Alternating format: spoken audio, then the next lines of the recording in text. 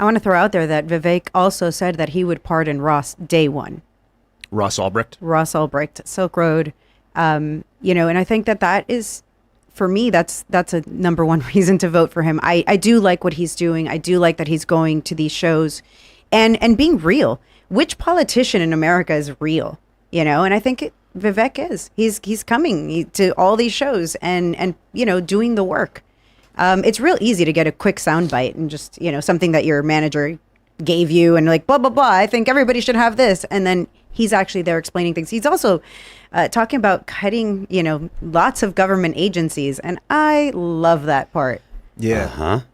Ross Ulbricht. Tell us about your position on Ross Ulbricht.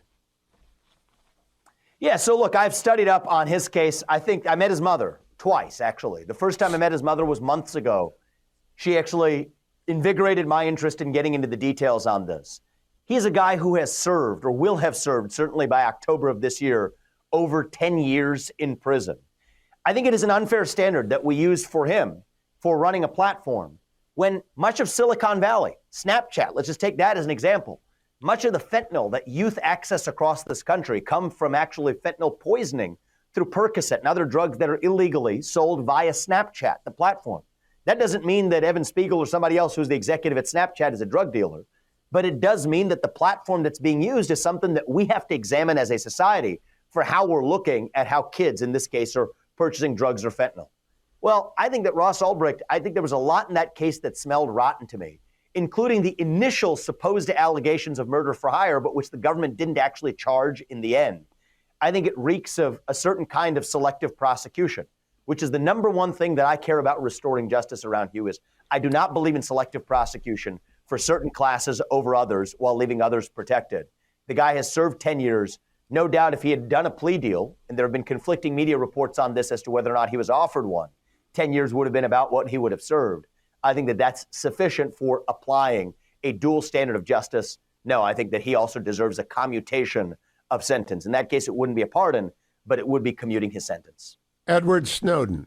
I will pardon Donald Trump because I believe that these are politicized persecutions through prosecution. I'm in a unique position to do that because Donald Trump, if you believe years of case law in this country, can't pardon himself. So I would need to be in that office to get that job done, not just for Trump, but for Ross Ulbricht, for Julian Assange, for Douglas Mackey, for countless peaceful protesters on January 6th. Anytime there's been two standards of justice, where somebody was prosecuted because of their political orientation or because of political circumstances, they will be the subject of a presidential pardon. And for me, that's not an exception for Donald Trump. That's just me following my principle that Donald Trump is on that list.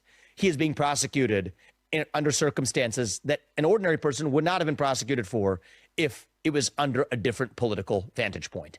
So hopefully, I can keep going into depth, but I believe in giving you direct answers. Those are my direct answers. Good. Thank you so much for being here and addressing this crowd.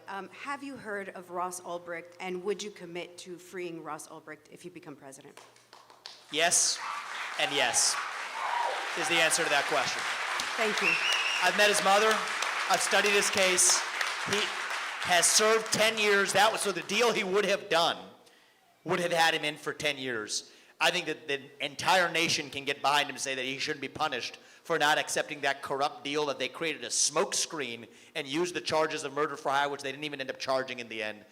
Ulbricht, Assange, Snowden, we go down the list. Douglas Mackey, we have our list. Thank you We will very stand much. for the rule of law.